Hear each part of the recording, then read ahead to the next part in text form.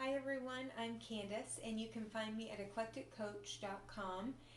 I do two different kinds of coaching. I do course completion coaching, so if you've signed up for any kind of course online and you just need some support, some structure, some encouragement, some social accountability for not only completing the course but applying it to some important area of your life, then sign up with me. I would love to help you on your journey, and it can be any kind of course.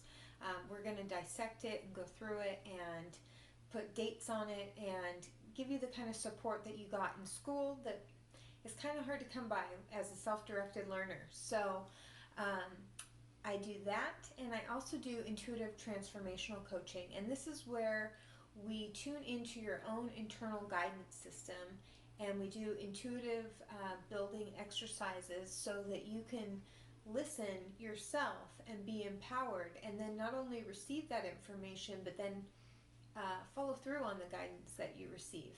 And this helps you gain confidence in your own psychic and intuitive ability, and it helps you ground it in a practical, functional way in your reality. So check out my services, and in this video I want to talk about 3 ways to open your third eye. So if you're kind of new to this stuff, think about your third eye as being an energy center, because our bodies are like filters. They're like simulation suits.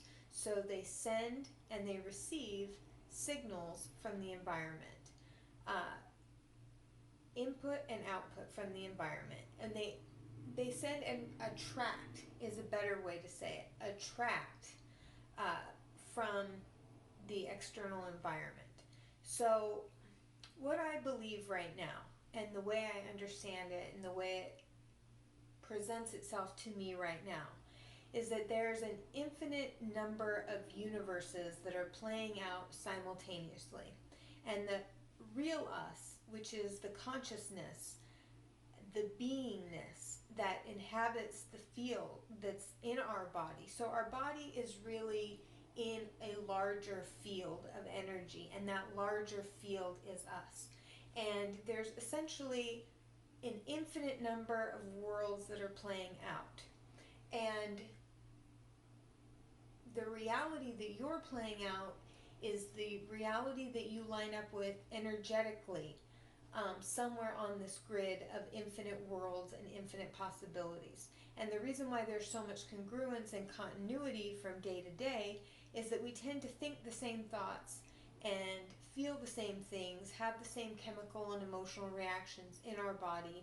Our body's designed to maintain a sense of homeostasis, and then that is what we perceive in our external environment. So, and then that every choice, every shift in our vibrational frequency puts us on a different place of this multiple worlds grid possibility. And essentially we can jump into parallel realities, but we need to be able to amplify our physical and emotional energy and charge it enough in order to make that jump.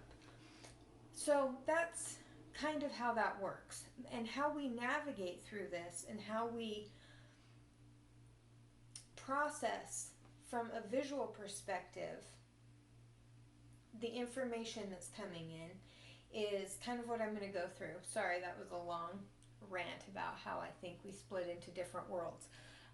But how to open your third eye in your navigational so that you can be guided, because I do think that we are in contact with a larger loving intelligence, God, and then angels and beings of light that are here to help us on our evolutionary journey. And we come here, we experience contrast, and as a result we expand the universe. So, but they give us signals and pieces of information through different clairs and energy centers in our body. And this is right here in the pineal gland. And so these are just some ways to open it up. Okay, number 1, practice looking at something. And it was interesting, I tried filming some videos earlier, and then they just kept deleting. But one of the things I like to do, and this is one of the things I like when I work with clients, is to use tarot cards, because tarot cards, and everybody is creating different decks, and I'd like to create a deck too. That sounds so cool. And they're creating this symbolic, visual lexicon of information, of archetypes and symbols and constructs that you can go really granular on, like astrology and a whole bunch of different things. And when you utilize this with your own guidance system, you can get some just really interesting information. And I was pulling these cards, and I pulled the High Priestess. And I love this card. I have a lot of Pisces in my chart, a lot of planets in the 12th house, a lot of Sagittarius planets in the 12th house, if you know what that means. But one of the things is to stare at an image. And like, if it's too much or you don't have tarot cards or something, you can really do this with anything. It's just also fun to do it with a tarot card because there's so much symbolic imagery. But look at it and then stare at it intently. But make sure you relax your body and really draw in the features. Like, really hone in on the specific details and features. And these are so beautiful. I'll hold them up for you. Sorry, there's a lot of shine on the card.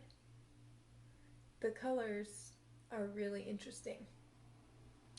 And then, so I'm going to do it real quick. And you stare at it. And then close your eyes. And sometimes it's helpful to, when you're trying to look through your third eye, to cover your physical eyes and breathe deeply.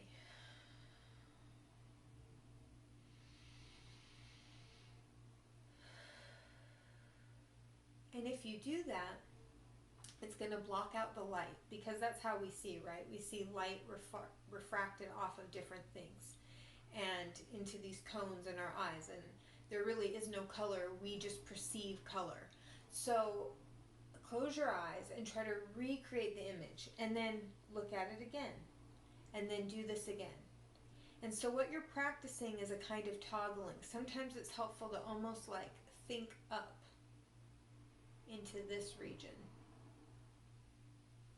and then look at it again. And if you practice this, it can really help you.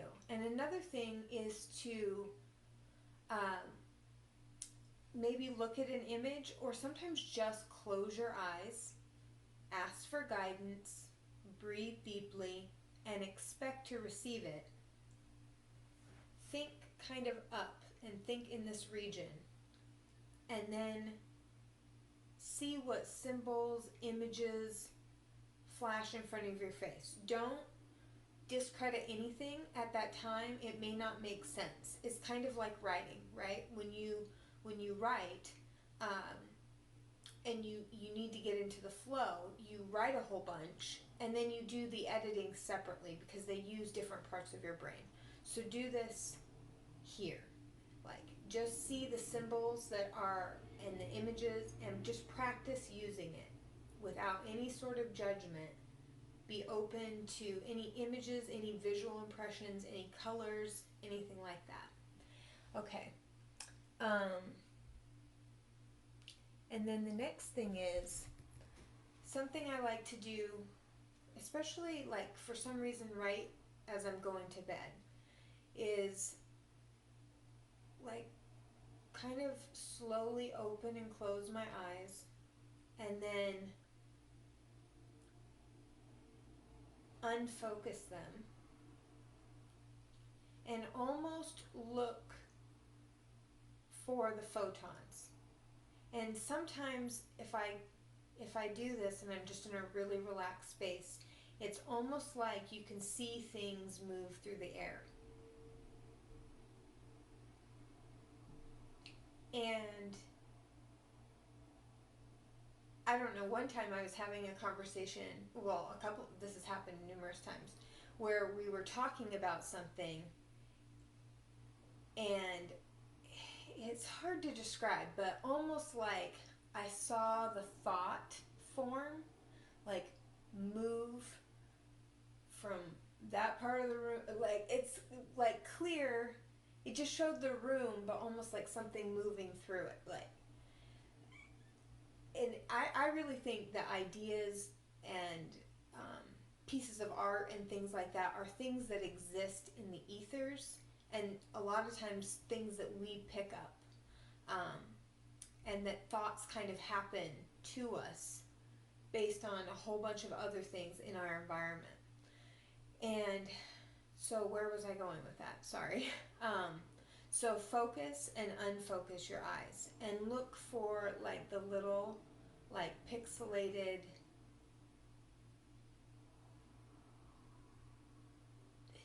you can't even say they're microscopic, and they're like slightly oscillating. It's like slightly moving, and then bring it back into focus. So if you find that, if let's say you're an INFJ, I'm an INFJ, and you find it pretty easy to disassociate and to like space out and like go into that very subtle space, but then you need to focus. Be mindful of what you do with your eyes. What we do with our physiology sets us up for what we perceive in our environment. So handling your eyes and like what you do with your eyes is super, super important. And make sure to, when you want to go into the subtle space and maybe see an aura or something like that, you unfocus the eye. But when you want to focus, you focus. You look at it intently. And that's something that we can really do to build up our inferior function, which is extroverted sensing, is just to like stare at something. But doing exercises like this help you open your third eye and help you perceive different things. And the next way is to use sound. So of course you can use binaural beats and open your third eye chakra. I'm finding that that's really helpful. Sometimes I'll like sit directly in front of the TV, or I find it helpful if I wear headphones and can really feel the vibration through my face. I'm sensitive to it like that, and then really feel it open. Another thing you can do is chant different sounds and intently move it through the third eye. So I've heard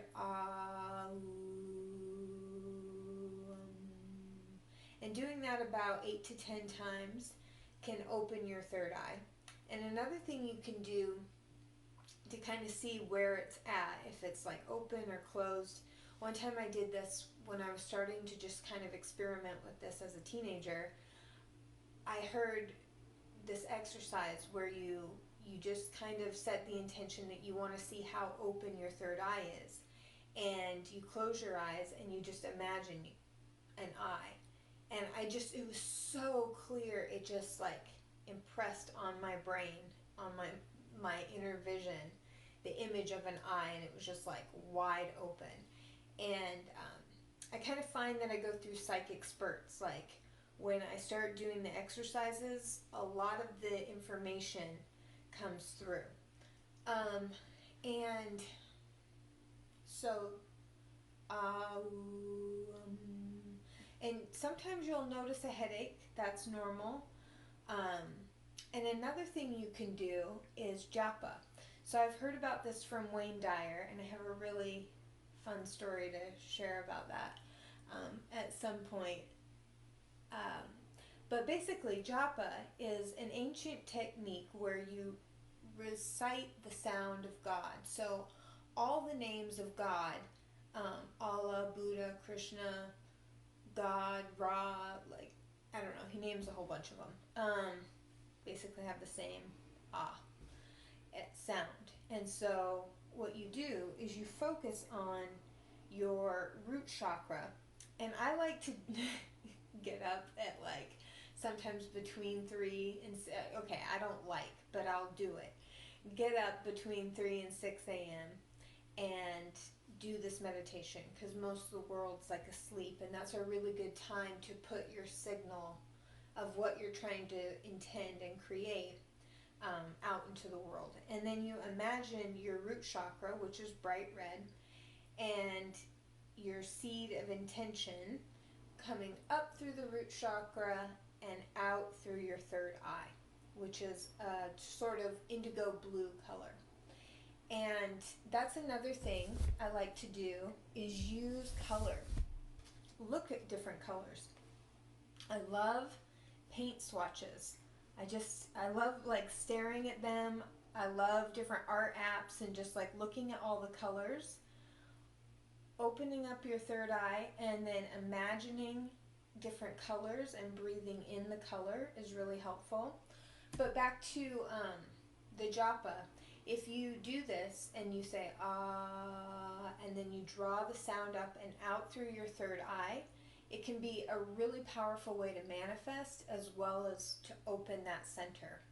And then the next thing, and I got part of this from Greg Braden, and I just started thinking about it a little bit more, and he talks about how the heart chakra, the heart center, is the most knowledgeable place in your whole body.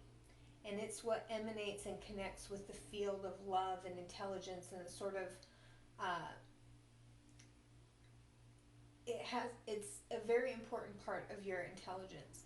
And so when you want to make a decision, put your hand on your heart chakra. It's going to guide you to the highest and best possibility for yourself and everyone involved. So another thing you can do, especially if you're a feeler and you think like, I'm not much into visualization, I feel things more in my body, put your hand here. I find that it's helpful to pair your natural clair, so wherever you receive the information, if you're clairsentient or whatever, with another clair. So putting your hand on your heart and then just gently placing your fingers on your third eye.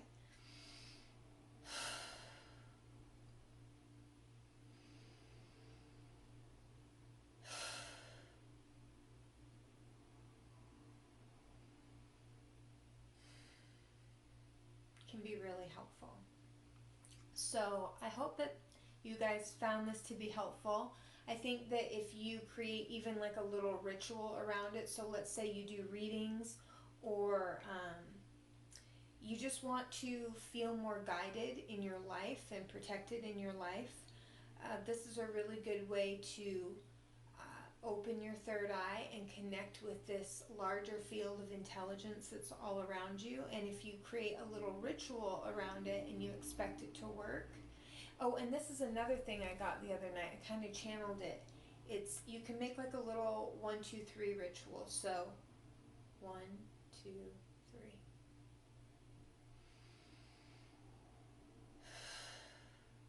1, 2, 3.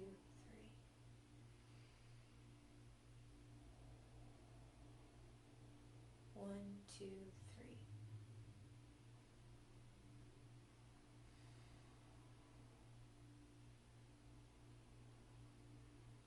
As you like wake up or drift off to sleep, that can be a really good time because you're relaxed and you're more receptive.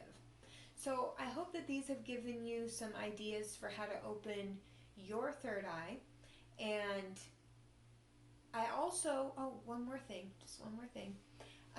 You can ask your guides and angels, if you start getting images and symbolism that you find distressing,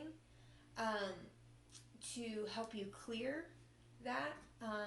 And you can also, let's just say that you saw something that was really unpleasant and disturbing. What you can do is recode the way that information is impressed on your brain. So kind of like, remember the old record players? You can scratch the record and then it won't play the same way again. So what you can do is pull up that memory or that image and then just add different ridiculous, dissociative, random, disorienting things to it until it disintegrates and it's not looping through your brain and your nervous system. Or you can make it black and white and push it away from you in your imagination, as far away from you as possible. And sometimes that can help us be more open, and we can ask for guidance and symbols that is more comfortable. And you can also ask that they give you a special symbol, and you'll start to notice it in different places. And over time you can build up kind of a lexicon of your own guidance and information. So I hope those ideas were helpful. It was supposed to be 3 ways to open your third eye. Hopefully that's given you a lot of different ways. Talk to you soon. Oh, be sure to like, share, and subscribe, and hit the notification bell. Thanks.